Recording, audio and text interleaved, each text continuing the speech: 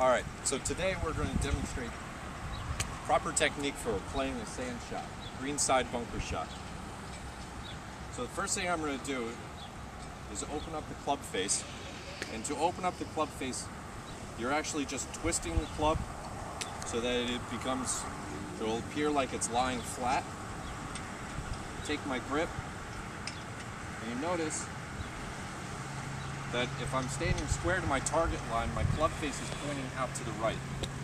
So from this position, I need to turn my body position so that my club face is going to be pointing at my target. So I will walk my feet to the point where my club face is actually pointing at the target. I'm going to dig in, playing the ball slightly forward into my stance so that I will hit the sand before I hit the ball.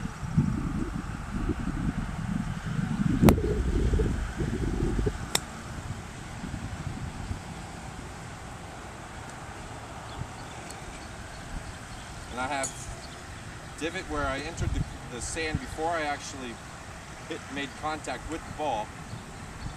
And I'm still hitting this shot just as if what we talked about in clinic, with a down and through motion. I'm not trying to scoop the ball out of the sand. I am trying to hit down through the sand and splash the ball out. Very good. We'll take a look at that from a forward view now. Alright, so you're set up into your stance now, Buck, and you know, obviously your feet are open and your club face is open to match. What do you feel like the weight is on your feet? I try to keep my weight a little bit more forward in my stance in this position. Okay. Probably 75% front leg, 25% back leg. The one thing that's kind of interesting about your ball position, if I look at you from directly face on, it would appear that your ball position's off your front foot. However, if I turn and look at you from this position, which is now what used to be face on before you opened your feet, it's now almost in the middle of your stance. Correct. So if I look at you from directly face on, it's in the middle. I'm sorry, now it's in the front, whereas here, it would have been in the middle. So when you make your swing, your weight transfer is going to primarily stay on your left foot, correct? That's correct. Okay, go ahead and hit a shot once and see if we can catch the entry point of that golf club into the sand.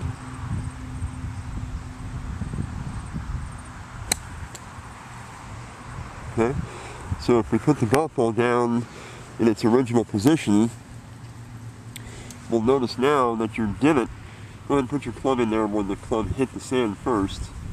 So the club hit about 2.5 inches behind the golf ball, and it created a wave of sand that carried the ball out to the target. Go ahead and do one more.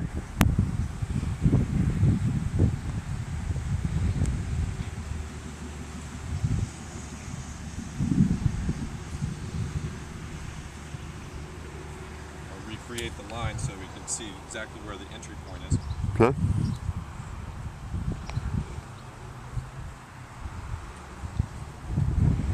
You notice you're twisting your feet down in the sand there. That obviously gives you a little bit more firmer footing. Good.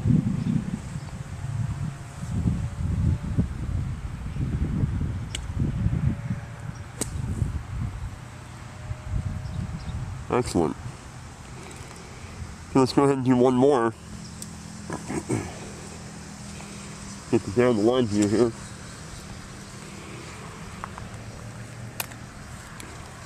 I know we talked about this in class, but sort of show a couple things here.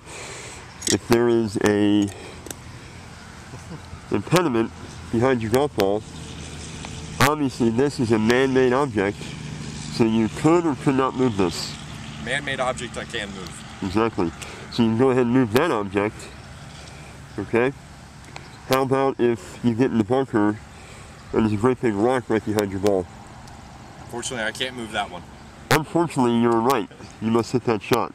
We'll hit that shot on another day. Alright, let's go ahead and hit the money shot now. So we'll try to hit this close to the pin. Alright. Go through your routine. The lines as we demonstrated in the clinic. The direction that I'm going compared to how I open up my stance. I will actually be swinging on the line of my feet rather than in the direction of the pin. Because of the club face, pointing at my target, that will be the direction the ball will fly.